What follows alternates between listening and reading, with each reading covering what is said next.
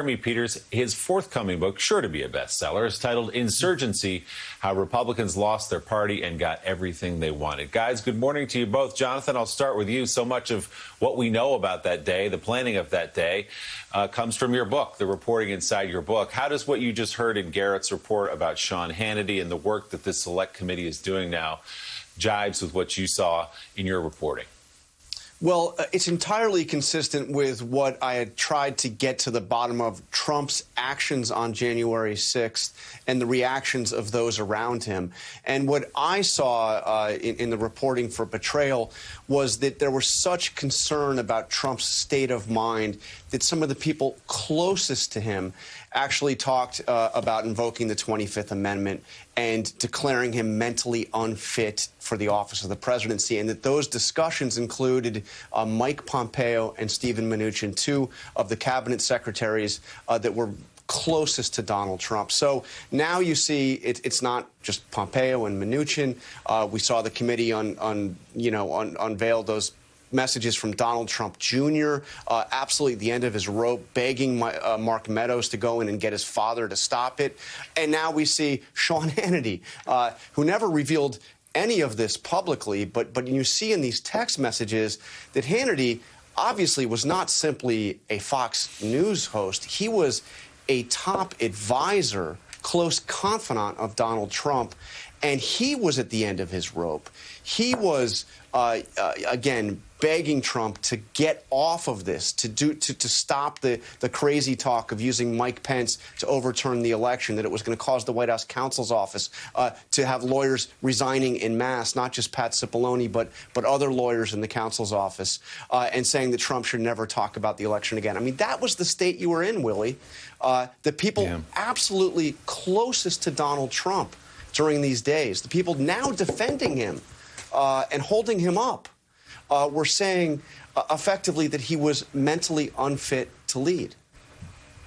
So, Jeremy, this morning, The Times has an excerpt from your forthcoming book, and you write in part this: in the immediate aftermath of January 6th, Trump's enduring appeal was not so apparent. A Pew Research poll taken a few days after the attack showed his approval rating reaching the lowest point of his presidency, just 29%. Senior Republicans had spent the previous 4 years carefully avoiding direct conflict with Trump. Now they felt a need to denounce him. 1 year after that day in January, polls show that most Republicans see little need to re-examine or even acknowledge what happened. Around 3/4 of them still view Trump favorably. And there is no surer sign that the Republican Party remains the party of Trump than the fact that there remains no obvious or able challenger to him in sight. No one seems more intent on proving how damaging it is politically for a Republican to question Trump's revisionist accounts of what happened in the 2020 election and on January 6th than Trump himself. Jeremy, talk about the hold that he still has on the party, but also I want to connect this conversation to the last conversation we had with Congressman Jamie Raskin, where these Republicans are taking part in not confronting reality, which is another reason why a problem is given more and more power. And I think these Republicans have gotten themselves into a fix, not describing what happened that day and taking it as seriously as they would if a Democratic president was in office.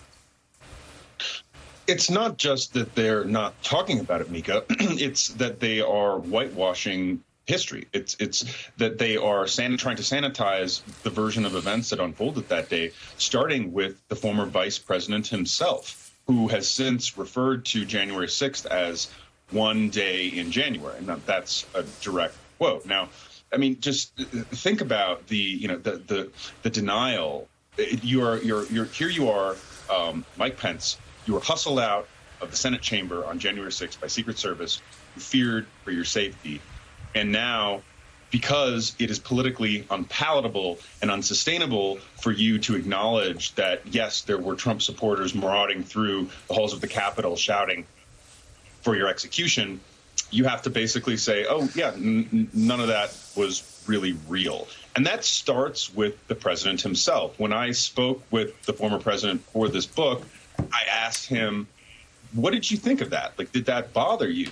And without skipping a beat, he said he didn't think that it was real. He didn't think that those calls to hang Mike Pence were anything more than what he said was an expression, like a figure of speech, that they wouldn't actually have done anything to harm Mike Pence if they found him. Now, obviously, we know that that was most likely not the case, but that shows you the level of denial that most Republicans have been forced to espouse around January 6th, because Trump himself has basically declared that, no, this was not real. These people, whoever they were not really Trump supporters.